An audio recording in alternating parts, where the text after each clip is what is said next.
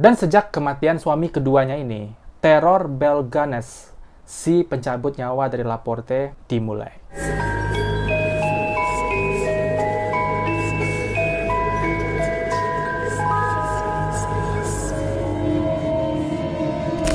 Hey guys, welcome back to my channel. Nama aku Rio, and this is The Mirror.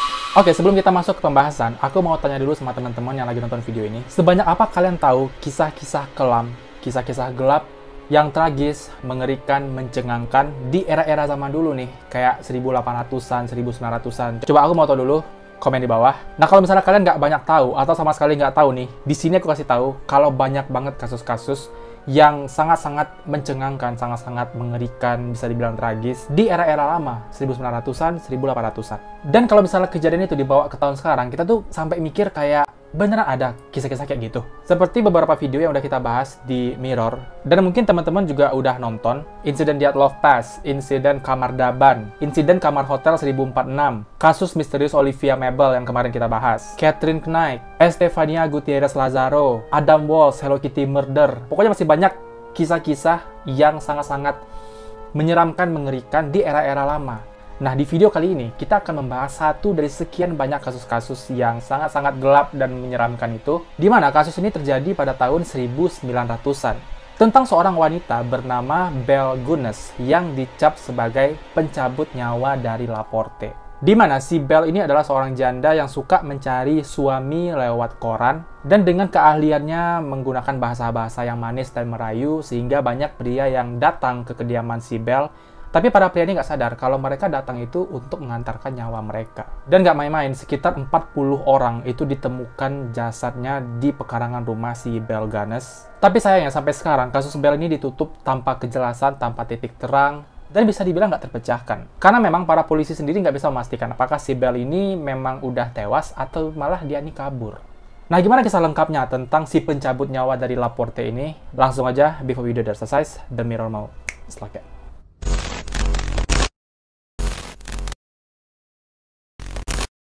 Jadi, si wanita ini bernama asli Brynhild Paulsdatter Storseth yang lahir pada 11 November tahun 1859 di Selbu, Norwegia. Nah, si Brynhild ini adalah anak terakhir dari 8 bersaudara, jadi dia anak bungsu, yang merupakan anak dari seorang tukang batu. Nah, Belle ini menjalani masa kecil itu dengan kehidupan keluarga yang cukup sulit. Jadi, mereka disebabkan kekurangan. Dengan anak sebanyak itu, orang tua Belle ini nggak bisa memberikan apa yang harusnya mereka berikan kepada anak-anak gitu, kayak jajan, mainan, nggak bisa. Mereka benar-benar hidup susah dan makan apa adanya. Nah, pada tahun 1881, saat Belle menginjak usia 22 tahun, dia ini merantau ke Amerika Serikat untuk merubah kehidupan dia gitu. Dan di Amerika ini, si Brynhild ini mengganti namanya menjadi Belle Peterson, dan dia bekerja sebagai pembantu rumah tangga di Chicago. Nah, 3 tahun kemudian, pada tahun 1884, si Belle ini menikah dengan seorang pria bernama Mats Ditley Anton Sorensen yang bekerja sebagai security di sebuah toko serba. Nah, setelah bertahun-tahun menikah dengan si Mats ini, mereka berdua ini nggak juga dikaruniai anak. Akhirnya mereka memutuskan untuk mengadopsi beberapa anak asuh. Aku nggak tahu info detailnya tentang berapa anak atau nama-nama mereka, tapi kalau di foto ini, kalian bisa lihat jumlah anaknya itu ada 3 orang. 10 tahun kemudian, pada tahun 1894, Belle dan Mats membeli sebuah toko permen untuk usaha baru mereka, tapi sayangnya, toko itu nggak berjalan seperti ekspektasi mereka. Justru toko itu sepi dan akhirnya mereka ini merugi. Dan beberapa bulan kemudian, toko permen ini tiba-tiba aja terbakar hebat sampai habis semuanya. Dan pihak penyelidik yang menangani kasus kebakaran itu mengatakan kalau ada yang aneh dengan kasus ini. Jadi alih-alih kebakaran ini disebut sebagai kecelakaan, justru para penyidik menemukan kejanggalan dan mereka mengatakan kalau kebakaran itu ada campur tangan dari seseorang, kayak disengaja untuk dibakar. Tapi karena nggak cukup bukti dengan teori mereka, akhirnya kasus kebakaran ini ditutup sebagai kasus kecelakaan. Dan akhirnya mereka mengklaim biaya asuransi dari kebakaran toko permen itu dan mereka mendapatkan uang, nggak tahu jumlahnya berapa. Nah, 6 tahun kemudian, pada tahun 1900, secara tiba-tiba lagi, rumah kediaman Belle dan Mats ini juga kebakaran hebat. Dan kembali lagi, para penyidik nggak menemukan adanya bukti kalau rumah ini sengaja dibakar, jadi mereka menutup sebagai kasus kecelakaan, dan pihak asuransi juga memberikan uang ganti rugi lagi nih kepada Belle dan Mats, sebesar $2.000. Nah, berapa rupiah? Pastinya $2.000 pada tahun itu, aku nggak tahu pasti angkanya, tapi kalau misalnya kita search di Google, pada tahun 1900 itu, kurs rupiah $1 itu 2.650. Jadi kalau 2650 dikali 2000, itu bisa dapat 5.300.000 rupiah tahun 1900. Kalian bayangkan kalau dibawa ke sekarang tuh gedenya berapa? Mungkin bisa ratusan juta. Nah, mereka dapatlah uang asuransi itu dari pihak kepolisian. Tapi anehnya, di tahun yang sama, di tahun 1900 itu, tak lama setelah kebakaran rumah, suami Bell, si Matt Diddley, itu meninggal dunia. Matt dikatakan mengalami pendarahan otak yang menyebabkan dia itu meninggal mendadak. Jadi dalam kesaksian si Bell ini mengatakan kalau pada malam sebelumnya, suaminya ini pulang kerja ke rumah dalam kondisi yang nggak sehat, dan dia mengatakan dia merasakan sakit yang sangat hebat di bagian kepala. Nah, saat itu Bell memberikan obat yang katanya ampuh untuk penyakit di kepala, yaitu bubuk kina. Tapi tak lama setelah obat itu diberikan, si Matt meninggal dunia. Nah, dokter yang memeriksa jasad Matt mengatakan kalau apoteker yang ngasih obat ke si Bell itu salah ngasih. Jadi harusnya si apoteker ini ngasih bubuk kina, tapi dia justru ngasih morfin ke si Bell. Nah, Bell nggak tahu pun memberikan kepada suaminya morfin itu. Kalau nggak salah, morfin ini sejenis narkoboy ya. Kalau salah, mau dikoreksi. Nah, bisa kalian tebak apa yang selanjutnya terjadi setelah kematian Matt? Yes, kalian betul. Bell mengklaim asuransi lagi atas kematian suaminya, dan dia mendapatkan uang 2 kali lipat lebih besar dari kebakaran, yaitu 5.000 US dollar. Nah, pada tahun 1901, 1 tahun setelah kematian si Matt, Bell ini menggunakan semua uang asuransi yang dia dapatkan, mulai dari kebakaran toko permen, kebakaran rumah, sampai kematian suaminya. Semua uangnya dia pakai untuk membeli sebuah lahan pertanian seluas 48 hektar. FYI, 1 hektar itu 10.000 meter persegi, 48 berarti 40.800 meter persegi. Itu sepanjang apa ya? 4 kilo sampai nggak sih? Kayaknya gede juga tuh, bikin wahana mungkin bisa. Nah, uang itu dipakai untuk membeli tanah 48 hektar, tanah pertanian yang dia beri nama Laporte. Nah, setahun kemudian, tahun 1902, si Bell ini bertemu lagi dengan seorang pria bernama Peter Ganes. Dan sejak menikah dengan Peter, Bell ini mengganti namanya menjadi Bell Ganes. Nah, sejak sama Peter inilah sosok Bell Ganes ini dikenal. Nah, menurut kalian apakah kisah asmara Bell dengan Peter ini akan bertahan selamanya? Enggak.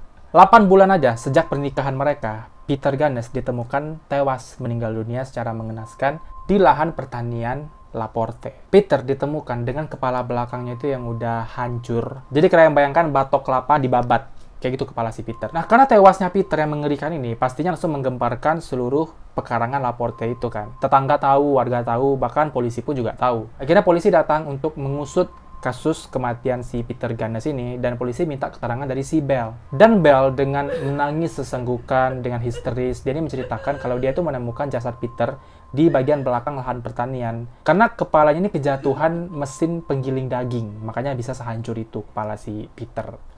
Nah, polisi awalnya sempat curiga dengan kematian si Peter ini, dan polisi pastinya langsung curiga kepada si Bell, karena sepengetahuan mereka, Peter ini cuma tinggal berdua dengan si Bell, dengan 3 anaknya lah, 3 anak angkat si Bell tadi.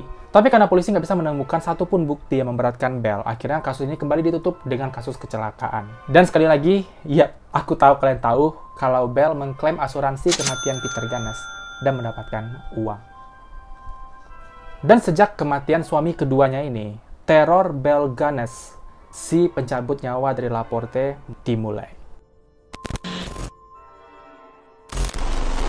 Bell Ganes mulai sering memasang iklan di sebuah surat kabar bernama Minneapolis Tidende yang berbahasa Norwegia. Dan dalam surat kabar itu, Bell mengatakan kalau dia ini sedang menjadi pasangan hidup seorang suami.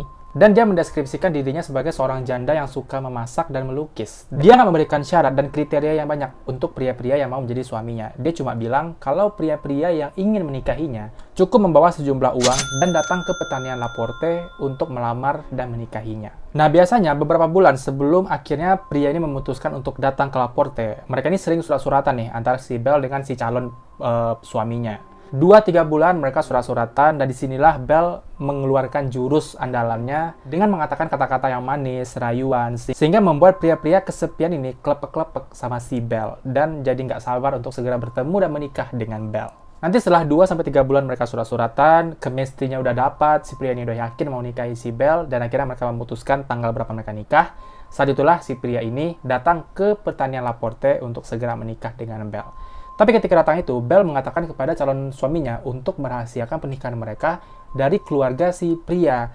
Jadi Bell ini mengatakan, ini jadi surprise aja untuk keluargamu, jadi jangan bilang dulu sama mereka, kita nikah dulu, nanti kita surprisein mereka gitu, dengan adanya si Bell ini sebagai istri barumu. Gitulah, dirahasiakan gitu sama mereka. Dan aja kata si orang-orang ini kan. Dan dengan polosnya, dengan excitednya mereka dapat istri baru, datang ke pertanian Laporte untuk bertemu dengan Bell Ganes. Tapi mereka nggak sadar, mereka kesana itu lagi pergi ke kuburan mereka.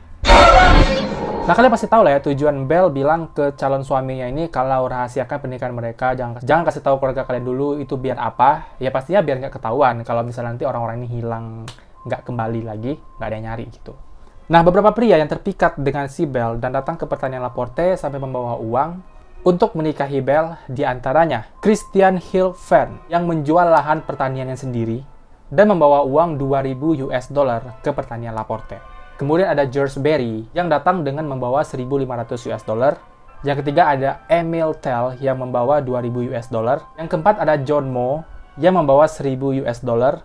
Dan yang kelima ada Ole Butzberg yang harus menguras semua tabungannya dan membawa uang 1.000 dolar ke pertanian Laporte.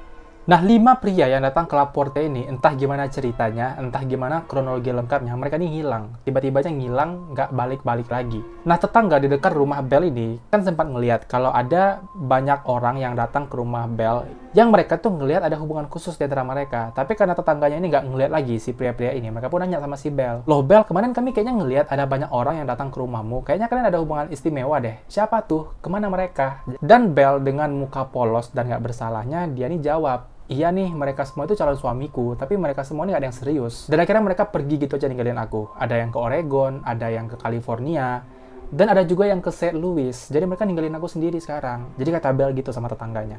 Nah, tetangga-tetangga Belle ini yang tahu kalau Belle ini nggak pernah ada masalah sama mereka, nggak pernah ada yang mencurigakan juga, akhirnya percaya aja dong sama si Belle. Nah, di sini tetangga juga ada yang nanya nih, "Akhir-akhir ini kami nggak ngelihat anak perempuanmu, kemana dia?" Jadi tetangga ini nanya anak tertua dari si Belle yang pada saat itu udah remaja pasti. Udah dewasa juga mungkin ya. Aku nggak tahu umurnya berapa. Dan Belle mengatakan kalau anak perempuan tertuanya itu pergi ke California untuk melanjutkan kuliahnya. Makanya dia ini nggak pernah terlihat lagi di sini. Dan lagi-lagi tetangga ini aja gitu. Percaya sama si Belle. Nah, itu kan kronologinya tahun 1902 tuh. Nah, 1907, udah 5 tahun berjalan, bumi masih aman. Gak ada kecurigaan yang dirasakan oleh tetangga dan orang-orang lain. Padahal ini ada 5 pria dan 1 anak yang hilang. Dan di tahun 1907 itu, Belle mempekerjakan seorang pria muda bernama Ray Lamper sebagai tukang kayu di pertanian itu, yang juga nolong-nolong si Belle untuk keperluan-keperluan berat lah di rumah itu. Dan kedua orang ini, Belle sama si Ray ini, dikatakan kalau mereka ini ada hubungan khusus. Tapi tak tahu kenapa, si Belle ini tiba-tiba ngusir si Ray setelah ada seseorang pria yang muda dan kaya datang ke pertanian Laporte, yang pastinya untuk jadi suami si Belle juga, bernama Andrew Helgelien. Nah, si Ray yang sebelumnya sama si Belle ini adem ayem hubungannya, hangat-hangat aja, asik-asik aja, nggak ada masalah, tiba-tiba diusir karena kedatangan si Andrew yang lebih tampan, lebih muda, lebih kaya daripada dia. Jadi dia marah besar dan nolak nih sama si Belle, dia yang bersikeras nggak mau pergi dari sini. Nah, Belle yang memang punya segalanya ini dan lebih memilih si Andrew, pastinya gampang banget untuk bikin Ray ini pergi dari dia. Dia cukup bilang kepada tetangga kalau Ray ini berusaha untuk menyakiti dia gitu. Ray ini berusaha untuk melakukan kekerasan sama dia. Dan Ray ini mengancam untuk membunuh Belle dan membakar seluruh pertanian Laporte. Nah, tetangga yang lebih percaya sama si Belle daripada Ray yang orang baru ini pastinya langsung ngamuk juga sama si Ray. Nah, Ray yang akhirnya nggak bisa apa-apa, akhirnya pergi dari pertanian Laporte itu. Dan sekarang tinggallah si Belle sama si Andrew kan berdua. Nah, disinilah puncak ceritanya. Pada malam 27 April 1908, terjadi kebakaran besar di lahan pertanian Laporte. Jadi 48 hektar lahan isinya tanaman, hewan ternak, tumbuh-tumbuhan, semua itu terbakar. Dan kalian kebayang gimana bentuknya? Lautan api. Semua tetangga, warga, polisi, ambulan, semuanya datang untuk membantu memadamkan api. Dan butuh waktu seharian tuh sampai besok paginya api ini berhasil dipadamkan. Dan ketika api udah mulai padam, walaupun masih berasa asap gitu lahannya, para polisi langsung melakukan penggeledahan, langsung melakukan pemeriksaan ke seluruh area pertanian, dan disinilah polisi menemukan hal-hal yang sangat-sangat mengejutkan. Satu sisi mereka ini kaget dengan apa yang mereka temukan, satu sisi mereka merasa semua jawaban mereka terjawab, semua kecurigaan mereka sama Belle itu terjawab. Nah, apa yang terjadi? Ketika polisi memeriksa ruang bawah tanah di rumah Belle, mereka menemukan ada 4 mayat yang udah tewas terbakar. Dari 4 ini, 3 mayat anak-anak dan 1 mayat wanita dewasa. Dan si wanita ini ditemukan udah nggak ada kepala, udah kepenggal kepalanya. Sehingga kondisi itu menyulitkan polisi untuk mengidentifikasi apakah 4 orang ini Belle dan 3 anaknya atau gimana gitu. Nah, para sukarelawan lain melakukan penggalian tanah di sekitar area pertanian Laporte untuk mencoba mencari kepala si mayat ini. Mungkin kepenggal karena sesuatu dan terlempar nggak cukup jauh dari area itu. Tapi pada tanggal 3 Mei, sekitar 1 minggu kemudian, apa yang ditemukan oleh para sukarelawan ini jauh lebih mengejutkan. Petugas kepolisian menemukan potongan-potongan tubuh kayak lengan, tangan, kaki, dan bagian-bagian tubuh lain dalam satu tempat yang setelah diidentifikasi, ternyata potongan-potongan tubuh itu milik Andrew Helgelien. Yang kalau kalian ingat, Andrew ini orang terakhir calon suami si Belle yang datang ke pertanian Laporte. Nah, kalian ingat Ray Lamper yang tadi itu sempat diusir sama si Belle karena si Andrew datang? Ingat kan?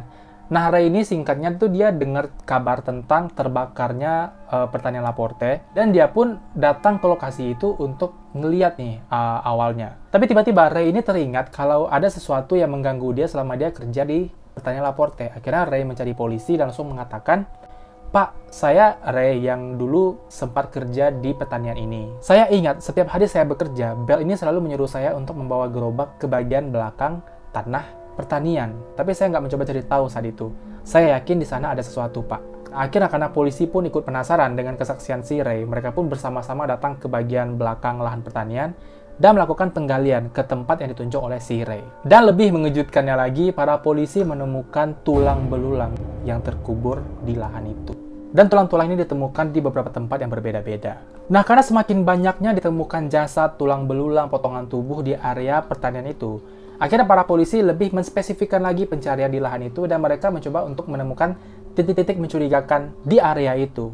Sampai akhirnya banyak tanah yang digali, mereka makin shock lagi karena mereka menemukan 5 jasad pria yang sebelumnya datang ke pertanian Laporte untuk menjadi suami Belle.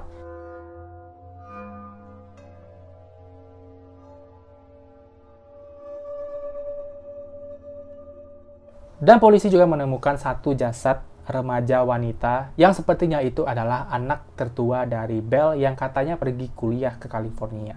Jadi totalnya ada 12 orang, 12 mayat yang ditemukan di lahan pertanian Laporte. Nah, berita tentang penemuan mengejutkan di lahan Laporte ini langsung tersebar ke seluruh Amerika, tetangga tahu, warga tahu, dan mereka langsung memberikan julukan kepada Belle Gunness sebagai The Hell's Belle, The Black Widow, dan Lady Bluebird. Jumlah korban dari Belle Gunness sendiri pun masih belum jelas. Kalau semuanya digabung dengan suami pertamanya dan anak-anaknya, total sekitar ada 40 orang yang udah tewas di tangan Belle Gunness. Dan fakta lain yang baru ditemukan polisi adalah bahwa jasad wanita yang kepalanya udah nggak ada itu bukanlah Belle Gunness. Karena jasad itu posturnya tuh lebih pendek dan lebih kurus daripada si Belle. Sementara itu, dokter yang melakukan pemeriksaan terhadap jasad wanita tanpa kepala ini juga mengatakan kalau tewasnya wanita ini bukan karena kebakaran, tapi karena diracun. Dan pernyataan ini makin diperkuat oleh tetangga sekitar rumah Belle Gunness yang mengatakan kalau iya Pak, beberapa hari sebelum kebakaran ini, kami melihat ada seorang wanita bertubuh pendek dan kurus datang ke pertanian Laporte, nggak tahu untuk ngapain. Dan setelah itu dia nggak terlihat lagi. Meskipun beberapa pihak percaya kalau wanita tanpa kepala itu adalah Belle Gunness, tapi banyak juga orang yang nggak percaya kalau itu adalah Belle Gunness, dan mereka lebih percaya kalau Belle ini kabur dengan membawa semua uangnya. Karena memang catatan bank mengatakan kalau beberapa hari sebelum insiden kebakaran itu, Belle ini menarik semua uangnya dari akun banknya, dan juga ada kesaksian dari orang di luar kota, di mana tadi? Di luar kota itu, yang mengatakan kalau mereka melihat seorang wanita dengan perawakan Belle Gunness sedang berjalan.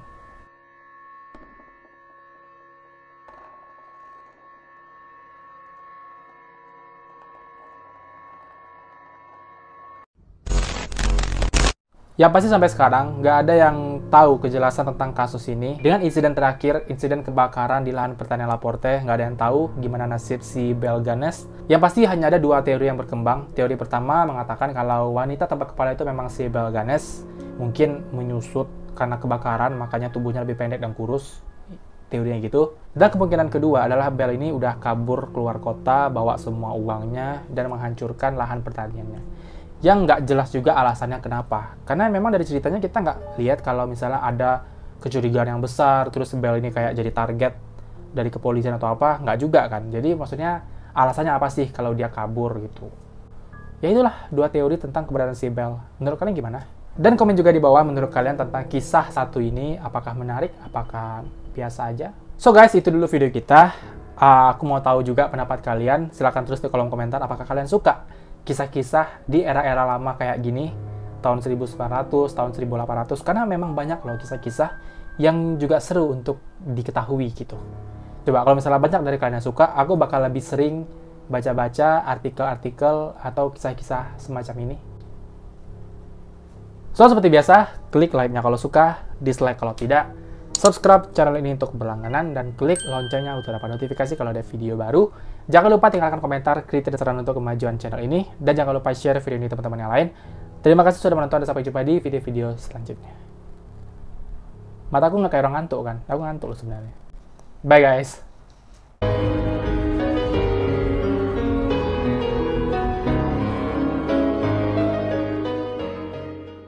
Seperti beberapa video yang udah kita bahas di Mirror, dan beberapa bulan kemudian toko mainan, dan dia nggak memberikan persyaratan yang banyak, dia nggak memberikan kriteria yang banyak, dia nggak memberikan persyaratan dan kriteria yang banyak, dia nggak memberikan persyaratan dan kriteria. Nah, nanti setelah 2-3 bulan mereka ini chat-chatan. Jadi ada